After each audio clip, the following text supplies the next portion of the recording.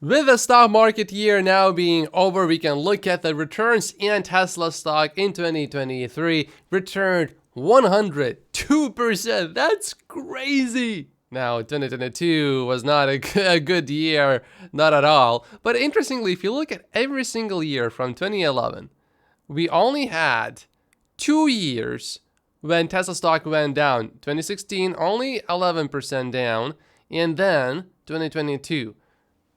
But if you look at Tesla's history, it is quite volatile. But as long as you dollar cost average, historically speaking, you're good. Looking at this, the most dangerous thing is to generally be out of Tesla stock, because if in 2019 you were out because you thought Tesla stock was going to go down even lower, then you missed out on huge gains. And for those that thought that recession was coming a year ago, and therefore these people did not own Tesla stock because they thought it was going to go down even lower, well, for these people, I pray for them that their mental health did not bring them to a new all-time low. For example, S&P 500, which is what I would own if I did not own Tesla stock, went up 24% in a single year. My investment philosophy is to stay in the market, even if I think that there is going to be a crash.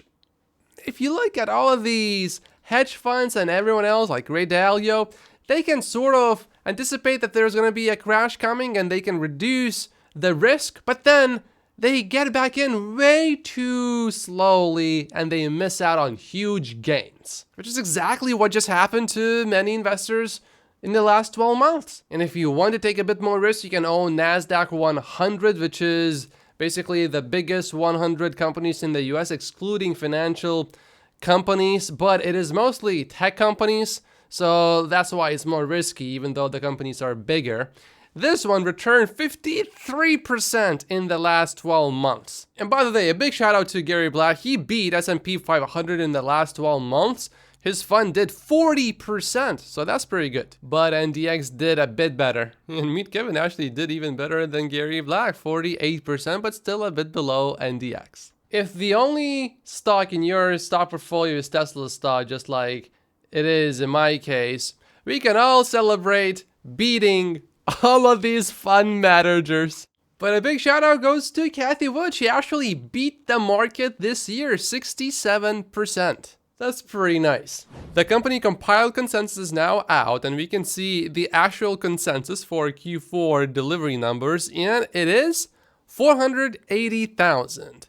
Which is 4,500 more basically than what is needed for Tesla to reach its stated goal of 1.8 million deliveries. So as far as short-term expectations go, as long as we reach 1.8 million deliveries, I will be pretty happy. And even if we are below that, I don't really mind it because it's probably not going to be much lower than that. But this might be the first quarter when production exceeds 500,000. It's not exactly very likely, but it's certainly possible. And if you have been following Tesla for a while, you'll remember the times when analysts said that 500,000 in a whole year is basically impossible for Tesla to do. And now Tesla is close to 500,000 per quarter. Amazing. The delivery numbers will come out probably at 9 a.m. Eastern Time on January 2nd. I did a Patreon video showing what you can look at to see whether it's probably going to be a beat or not a few hours before Tesla actually publishes the final numbers. So the market is going to be closed anyway.